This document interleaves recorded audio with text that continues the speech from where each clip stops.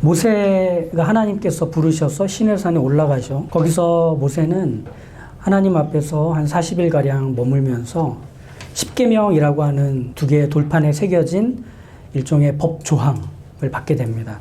이것은 이스라엘이 하나님의 백성, 하나님의 나라가 되었다는 것을 증명해주는 중요한 증거가 됩니다. 그래서 증거궤라고도 불립니다. 그런데 이제 이스라엘 백성들이 시내산 아래에서 모세가 언제 내려오나 기다리고 있는 게 이 본문의 배경이거든요. 하루, 이틀, 사흘 이렇게 지나고 있는 거죠. 근데 이스라엘이 이 시간을 지내면서 점차 불안해지기 시작했습니다. 왜냐하면 모세가 보이지 않잖아요. 이것은 이스라엘에게 하나님이 안 계신다는 것과 같이 이해될 수 있는 상황이에요. 하나님이 없다면 이스라엘에겐 어디로 가야 돼? 뭘 해야 돼? 이 막막함이 먼저 찾아오는 거죠. 지금까지 모세를 통해 하나님은 기적 같은 일들을 이스라엘에게 베풀어 주셨어요. 애굽에서 봤던 10가지 재앙, 바닷길이 갈라지고 그것을 통과했던 시간들, 구름 기둥과 불 기둥으로 아침과 저녁으로 이스라엘을 덮어주고 길을 인도하던 그 장면들, 모두 다 하나님이 하신 일들이잖아요. 근데 모세가 보이지 않아요. 내려오지 않아요. 그러니 이스라엘은 하나님이 이 다음을 이끌어 주셔야 하는데 왜 이렇게 더디지? 그러면서 이 시내산 아래에서 가져왔던 식량을 먹으면서 계속 기다리는 이 상황이 견딜 수 없는 겁니다. 그러다 이스라엘은 아론을 찾아가서 이렇게 얘기하죠. 1절을 보시면 일어나라 우리를 위하여 우리를 인도할 신을 만들라. 이 모세 곧 우리를 애굽 땅에서 인도하여 낸 사람은 어찌 되었는지 알지 못함이라. 즉 모세와 하나님이 안 보이자 이스라엘은 불안에 사로잡혀 하나님을 대신할 그 신을 만들어 달라 요구하는 거죠. 기다림이라는 것은 이스라엘에게는 상당히 낯선 삶의 방식이었던 겁니다. 그건 우리도 마찬가지 아닌가요? 기약 없이 기다린다는 건 우리한테 참 힘든 일입니다. 언제 어떻게 할 거라고 예고해 주면 그냥 기다릴 수 있어요. 버티면 돼요. 그런데 그 기약 없이 강제로 그냥 기다려야만 하는 그 상태는 참 사람을 답답하고 괴롭게 하죠. 계획하고 준비하고 꿈꾸며 차근차근 모든 준비를 잘 마친 것 같았는데 함께 하자는 연락이 안 와요. 힘들고 괴로운 고민, 고통의 시간을 어렵사리 통과할 때쯤 될 때 이제 이 다음은 꽃길이겠거니 기대하게 되고 이제 밝은 소망의 시간들을 꿈꿔보는데 별로 그런 일들은 일어나지 않는 것 같아요.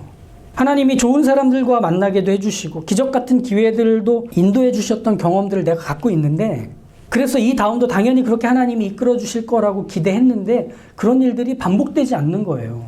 특별히 그 일이 일어나야만 하는 때 정작 그 일은 일어나지 않아요. 이럴 때 우리는 기약 없이 기다려야 돼요. 그게 얼마나 아픈 일이겠어요. 10년 전에 홍콩에서 사역을 급히 정리하고 한국에 10월 말에 들어왔습니다. 간단히 챙겨온 짐을 처가댁에 먼저 풀고 사역지를 알아봤죠.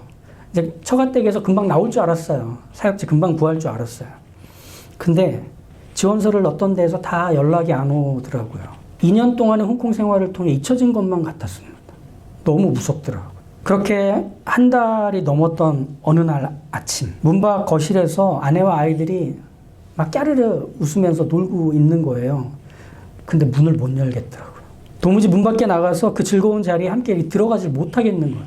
어떡하지? 분명히 하나님께서 지금까지 기적적으로 신기하다고밖에 할 수 없는 일들로 내 삶을, 우리 가정을 이렇게 이끌어 주셨는데 왜 지금 이렇게 모든 게 막혀버린 거지?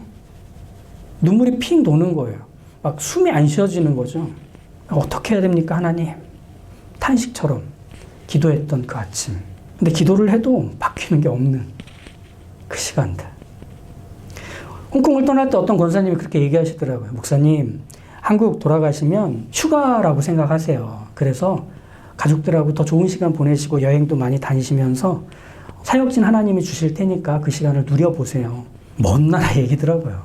이게 사역지가 안 구해지니까 미치겠는 시간인 거죠. 그 막막함을 견딜 수가 없는 거죠. 기약 없이 기다린다는 건 누구도 쉽게 견뎌낼 수 없는 불안이고 고통이에요. 시내산 아래에서의 이스라엘도 이 기약 없이 강제로 주어진 기다림이 힘든 거예요. 사실 보면 이스라엘에겐 이 기다림이라는 시간은 처음으로 주어진 자유의 시간이고 쉼의 시간이거든요. 왜냐? 판에 박힌 듯 정해진 일과를 따라서 출퇴근하지 않아도 되는 지금이잖아요. 이스라엘에게 어떤 면에서는 지금 쉴 수 있는 시간인데 이 쉼을 제대로 누리지 못하고 있습니다. 오히려 이들이 불안해하고 불편해해요. 언제 출발하니까 언제까지만 쉬면 된다고 말이라도 해주면 좋을 텐데 그저 기다리라고 하니까 이게 자기들에게는 죽을 것 같은 거예요. 아무것도 하지 않으면서 식량만 축내고 있는 이 상황이 말이죠. 그러니 아무것도 하지 않고 있는 이 기다림은 이스라엘 민족에게는 더욱 초조하게 만들고 더욱 불안하게 만드는. 그럼 이제 우리가 여기서 생각해 봐야 되는 게 왜 그들의 초조함과 불안이 계속 멈추지 않고 커져갔는가? 아침부터 밤늦게까지 흙을 이겨서 벽돌을 굽고 집단 농장에서 고된 노역을 감당하며 하루하루 버티듯 바쁘게 살아왔던 이스라엘이었어요. 스스로 하고 싶은 일을 선택해서 하는 게 아니라 결코 다정하지 않은 감독관의 채찍 앞에서 하루 종일 그냥 그 일을 해야만 했던 이스라엘이었어요. 그러니까 애굽에서의 이스라엘 민족이 살았던 삶은 대대로 아무것도 하지 않으면 아무것도 얻을 수 없는 바로 그 삶이었던 거죠. 그러니 지금 이 상황이 되게 불안한 거예요. 우리가 이렇게 아무것도 안 해도 되는 거야? 뭐라도 해야 되는 거 아니야? 그럼 뭐라도 하도록 알려주셔야 되는데 왜 아무 일도 안 알려주시지? 뭘 하라고도 왜 하지 않으시지? 즉 이스라엘은 지금 자신의 생사 여탈권을 가진 그 대상의 힘 앞에 생존으로 길들여져 왔던 삶이 지금 여기서도 반복되는 거예요. 그러니까 이스라엘 민족의 삶은 곧 노예로 길들여졌던 삶인 거죠. 그러니 지금 시내산에서 이렇게 가만히 있는 게 못 견딜 일인 거예요. 죽을지도 모르겠다고 생각하는 두려움인 거예요. 그럼 여기서 이제 궁금한 게 하나 있는데 아무리 노예로 길들여졌다고 해도 이스라엘이 지금 하나님의 큰일을 경험했잖아요. 10가지 재앙도 받고 바다가 갈라지는 것도 경험했고 시내산에서 보인 하나님이 나타나는 그 장면은 정말 초자연적이고 초월적인 놀라운 광경이었습니다. 하나님이 하시는 일을 가장 가까이서 맛봤잖아요. 그런데 그 혜택을 직접 맛보았던 이 민족이 언제 내려올지 모르지만 그래도 내려오면 이 다음으로 이끌어 주실 하나님이 분명한데 왜 이렇게 불안해하는 거지? 그리고 왜 결국 금송아지를 만든 거지? 하는 생각을 우리가 할 수밖에 없는 거예요. 그것은 앞서 말한 것처럼 그들이 노예로 길들여져 있었기 때문입니다. 하나님의 은혜, 하나님의 일하심을 경험해도 이 노예의 상태는 쉽게 우리 안에서 몰아내기 어려운 것을 이 사건을 통해 확인할 수 있는 겁니다. 쇼생크 탈출 영화에서 출소한 주인공 레드는 한 상점 카운터에서 고객의 짐을 싸주는 일을 합니다. 레드는 업무 중 화장실 갈 때마다 매니저에게 다녀와도 되겠냐고 물어봐요. 어느 날 매니저가 화장실 가도 되는지 물어보는 레드에게 그만 좀 물어보라고, 알아서 다녀오라고 짜증내듯 말합니다. 그 말을 들은 레드는 속으로 이렇게 얘기하죠. 허락을 받지 못하면 오줌이 한 방울도 안 나오는데 어떡하라고. 오랜 세월을 허락받고 화장실을 다녀오던 이 교도소 안에서의 생활 습관 때문에 레드는 지금 교도소를 나왔어도 달라진 게 없는 거예요. 교도소에서 죄를 뉘우치고 새로운 삶을 살고 싶어 힘쓰고 있는데 죄수로서 살아온 시간이 워낙 길다 보니까 허락을 받아야 볼일을 볼 수 있는 사람이 돼버린 거예요. 교도소를 나와 자유의 몸이 되었지만 레드는 여전히 죄수인 레드가 돼 있는 겁니다. 시내산 아래에서 이스라엘의 지금이 그런 거예요. 애굽에서 해방되어 탈출했어요. 그런데 그들은 여전히 애굽의 노예예요. 생각해보면 숫자로만 따졌을 때 애굽 사람들보다 훨씬 많은 인구였거든요. 그러면 반란을 일으키면 초강대국 애굽이라고 해도 이스라엘의 이 반란에 의해 큰 타격을 입고 자유를 얻었을지 몰라요. 근데 그렇게 안 했어요. 왜? 노예로 너무 힘껏 길들여져 있는 상태였기 때문에. 이렇게 노예로 길들여진 이스라엘은 하나님이 안 보여서 불안했던 게 아니라 자신들에게 명령하고 자신들에게 보상해 줄, 자신들의 생존을 책임져 줄 수 있는 주인이 없는 것 때문에 불안해하고 있는 거예요. 뭐라도 시켜줘. 뭐라도 하게 해줘. 어디로 가라고 말만이라도 해줘. 그러니까 아론에게 찾아가는 거예요. 빨리 자신들에게 명령해주고 다스려주고 인도해줄 신을 만들어 달라고. 그러면 우리가 그대로 하겠다고.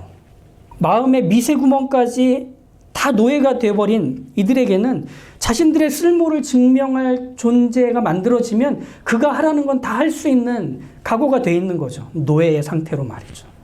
그런 이스라엘 민족은 애굽의 바로 왕의 노예였다가 바로를 이긴 하나님의 노예였다가 이제 곁에 반짝이고 있는 금송아지의 노예가 된 것뿐입니다. 노예인 건 달라지지 않았죠. 이처럼 이스라엘 민족이 한결같이 노예 상태를 유지한 채로 바쁘게 한 일, 그게 뭐였냐? 주인을 바꾼 일이에요. 금송아지 신상은 여전히 애굽의 노예 상태인 이스라엘을 움직이게 만들어 주는 주인이었던 거죠. 자신들을 굴려줄 주인을 만나자 너무 신났죠, 이스라엘은. 그래서 경배하고 제사 드리고 뛰놀며 노래했던 것이죠. 하나님이 이 이후에 모세에게 아래에서 무슨 일이 일어났는지 아느냐? 이스라엘이 큰 죄를 저질렀다 이렇게 얘기하시거든요. 그러면 그 큰 죄라는 게 금송아지를 만들었다는 사실 때문에 큰 죄일까요? 아니면 만든 게 금송아지여서 큰 죄일까요? 하나님을 대체하는 게 금송아지였기 때문에 하나님이 화를 내신 게 아니라 하나님을 대체해서라도 이스라엘이 주인을 원했던 그 의지가 죄였던 거예요. 즉 우상 자체는 아무것도 아니에요. 마치 금송아지와 하나님이 어떤 능력 대결을 하는데 하나님이 등장하셔서 그것들을 해치우셨다. 하나님 대단하시다. 이렇게 말하려는 게 아니라 그 우상을 만들어내야만 안심하고 즐거워하는 나 자신이 그 문제의 시작이 됐던 거예요. 우상 숭배는 바로 그게 문제가 되고 죄가 되는 거죠. 팀 켈러 목사님은 우상에 대해서 이렇게 정의를 하더라고요. 우상이란 무엇인가? 무엇이든 당신에게 하나님보다 더 중요한 것. 무엇이든 하나님보다 더 크게 당신 마음과 생각을 차지하는 것. 무엇이든 워낙 당신 삶의 중심이자 필수가 돼서 그것 없이는 살아갈 가치를 별로 느끼지 못하는 것. 그게 우상이다 라고 얘기합니다. 자, 이 정의에서 보면 우상은 어떤 실체를 말하지 않아요. 우상은 뭐죠? 내가 받아들인 무엇입니다. 중요한 것은 무엇이 아니라 나예요. 내게 너무 중요해서 마음과 생각을 차지하도록 내버려 뒀어요. 그리고 그것 없이는 나는 아무것도 아니라 여겨 우울해지는 바로 그것 우상입니다. 우상을 이렇게 정의를 한다면 왜 이스라엘이 하나님의 강력하고도 다정한 도움을 경험했음에도 금송아지를 만들었는지를 이해할 수가 있게 돼요. 우상은 절대적인 힘과 초월성을 지녔기 때문에 그걸 사람이 경배하는 게 아니었던 거예요. 또 나를 위해주고 보호해주며 아껴줄 수 있기 때문에 숭배하는 것도 아닌 거예요. 그저 지금 내게 필요한가? 내가 그것 때문에 즐거운가? 내가 안심하고 편리한가? 즉 자기 자신의 기분과 필요에 맞는 대상인지를 따져서 그걸 선택하는 것이 말하자면 우상이 되는 거예요. 그러면 우상이 너무 많겠죠. 그리고 각자의 마음에 각자 다른 우상들이 다 있는 거겠죠. 그래서 종교개혁자 칼빈은 사람의 마음은 우상을 만드는 공장이라고 표현했습니다. 각자 다 다른 제품을 만들고 있는 거죠. 이스라엘에게 시내의 산 아래에서 기약 없이 기다리게 하는 하나님은 숭배하고 노래할 나의 신이 안 되는 거예요. 지금 내 타이밍에 내가 원하는 걸 해줘야 되는데 하나님이 나를 불안하게 하잖아요. 불편하게 하잖아요. 나를 지겹게 하잖아요. 그럼 더 이상 내 신이 아닌 거죠. 내 신을 찾아가야죠. 즉 인간이 신을 찾아다니는 이유는 그 신이 특별해서가 아니라 나를 위해서인 것뿐이에요. 왜 사람들이 나무나 바위 앞에서 빌고 점을 치고 사주를 보고 정상이 아닌 교주를 숭배하고 기괴한 구판을 벌이느냐면 나를 위해서예요. 그 신이 대단해서가 아니라 내 기분과 필요에 맞춰서 그걸 선택한 거예요. 기도하면 효과가 있고 이익을 많이 가져다주고 피해로부터 지켜주는 신을 찾아내서 그 신을 찬양하고 숭배할 준비가 모든 사람에겐 돼 있는 거죠. 애굽의 노예 상태인 이스라엘도 금송아지가 필요했던 게 아니라 자신들을 인도하여 낼 신을 필요로 하고 있는 것과 같은 모습. 필요에 따라 그 신을 선택하는 바로 그 모습이 어쩌면 우리에게도 있지 않은가 조심스럽게 우리 안을 뒤져봐야 합니다. 사실 시내산 아래에서 이스라엘에게 무슨 다른 대안이 있나요? 여기까지 하나님 데리고 나왔는데 그럼 이 다음도 하나님이 데려가셔야 하잖아요. 하나님의 방법으로 해줘야 그게 가장 안전하고 확실할 텐데 그렇게 안 해주시니까 하나님은 쉽게 버리고 포기합니다. 그리고 다른 신을 그 자리에 세우려고 합니다. 내가 중요하게 여기고 바라는 걸 얻을 수 있는 능력도 계획도 방법도 내게 하나 없는데 우리는 하나님을 기다리질 못하잖아요. 자꾸 나를 위해서 무언가를 해주실 하나님만을 우리는 찾잖아요. 그 하나님을 요구하잖아요. 하지만 하나님은 우리의 필요에 맞아서 우리가 선택한 신이 아닙니다. 우리가 하나님을 선택한 게 아니라 하나님이 우리를 선택해서 그래요. 하나님을 섬길지 금송아지를 섬길지 선택하려는 우리에게 하나님은 자신을 선택해달라고, 자신이 더 대단하다고, 자신이 더 힘이 세다고 나를 뽑아줘라고 하지 않으세요. 하나님이 우리에게 찾아오셔서 하시는 일이 뭔지 아세요? 뿌리부터 노예 상태인 우리를 고치십니다. 죽음의 노예, 욕망의 노예, 돈의 노예, 자기 사랑의 노예가 된 우리를 뿌리부터 썩은 것들을 도려내고 다시 살리는 일을 하십니다.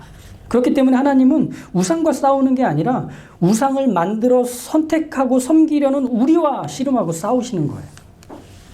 너희는 주인이 필요한 노예가 아니야. 너희는 목자가 필요한 양이고 아버지가 필요한 자녀고 집이 필요한 방랑자이며 구원이 필요한 죄인일 뿐이야.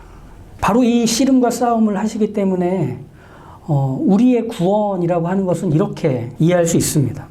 구원은 나를 위하시고 나를 도우시며 나를 사랑하시는 진짜 주인이 누군지를 알게 되는 것이 구원입니다. 예수님이 이 땅에 오실 때 천사들이 외쳤던 예수님에 대한 소식을 기억해 보면 오늘 다윗의 동네에 너희를 위하여 구주가 나셨으니 곧 그리스도 주시니라. 구주, 그리스도 주. 이건 같은 말이 반복이 되거든요. 이런 뜻입니다. 구원자와 주인이 오셨다는 뜻입니다. 우리의 주인, 우리를 위하는 주인, 우리를 사랑하는 바로 그분이 오셨다. 그래서 예수님이 죽고 부활하시고 승천하신 후에 이 땅에 교회가 세워질 때 제자 베드로가 같은 얘기를 이렇게 합니다. 그런즉 이스라엘 온 집은 확실히 알지니 너희가 십자가에 못 박은 이 예수를 하나님이 주와 그리스도가 되게 하셨느니라. 우리의 주인, 그분이 우리에게 오셔서 영원히 떠나지 않으시고 함께 하신다는 겁니다. 각자의 삶에서도 이스라엘처럼 마지못해 기다려야 되는 시간들 다 있는 것 같아요. 뭐 하나 삶은 만만치 않은 것 같아요. 뜻대로 되지 않는 그 시간들을 마주할 때마다 뭐가 필요한지를 먼저 떠올립니다. 지체되고 멈춰 서 있는 것처럼 여길 때마다 우리는 그걸 움직여줄 어떤 힘을 찾아 헤맵니다. 심지어 하나님의 은혜가 이래야 된다고 우리는 규정합니다. 그걸 해주실 하나님이니까 믿고 기도한다고 합니다. 이건 참 이상한 모습이에요. 마치 뭐와 같냐면 하나님이 지금도 우리와 함께 하시며 우리를 이끌어 주시는 우리의 왕이시며 주인이시며 하늘 아버지신데도 불구하고 우리는 물을 마시면서 목마르다고 하는 것과 같은 모습을 보이는 거예요. 분명 마시고는 있는데 그게 물이 아니라고 하고 있는 거예요. 그건 내가 하나님을 받아들이지 않는 거죠. 내 주인으로 내 인생의 모든 것들을 책임지실 수 있는 바로 그분으로 인정하지 않겠다는 거죠. 그냥 지금 이 문제를 내가 원하는 방식으로 내가 원하는 때에 해결해 주셔야만 난 하나님으로 인정하고 경배하고 노래하고 믿겠다고 얘기하는 거예요. 그건 노예의 상태예요. 다른 것에 노예가 되어 있는 상태예요. 아까 했던 얘기들로 마무리를 좀 해보면 갑자기 누군가에게 연락이 왔습니다. 한 2달 가까이 된 것 같은 시간이 흘러서 갑자기 아는 누군가에게 연락이 와서 혹시 사역지 구했냐고 와보라고 갔죠. 커피 한 잔 마시면서 우리 교회에 사역 자리가 났는데 혹시 해볼 생각 있냐고. 물론입니다. 그리고 나서 3일 만에 해결이 됐습니다. 심지어 너무 좋은 사역의 조건과 환경이 제공돼서 그곳에서 즐겁게 사역을 했습니다. 그러니까 무슨 생각이 들었는지 아세요?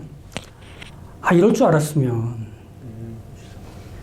그때 문을 열고 나가서 더 놀걸, 여행을 다닐걸, 아주 힘껏 있는 돈 다 써가면서 우리의 인생, 우리의 시간, 우리의 에너지 다 하나님의 주인이시면 우린 거기서 안심할 수 있습니다. 근데 하나님이 아닌 다른 주인들에게 자꾸 기대고 빌붙으려 하면 거기서 더 불안이 찾아와요. 그 주인들은 그 시간들 그리고 그 이유를 책임져 주지 않기 때문에 하나님이 시작과 끝이 되십니다. 하나님이 처음과 나중이 되십니다. 우리 인생에서의 모든 것들을 넉넉히 채우시는 일에 하나님은 소홀하지 않으십니다. 그러니 그 선하신 주인에게 우리 인생을 맡기며 살아갈 때 비록 참아야 되고 견뎌야 되고 기약 없이 기다려야 되는 시간이 있을지 몰라도 그건 하나님이 일하고 계시는 시간일 겁니다.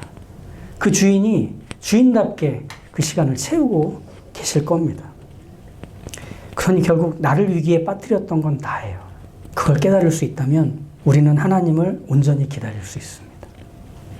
그리고 날 기다리게 하시는 그 하나님은 언제나 선하고 충분하시다는 것을 알게 하실 겁니다.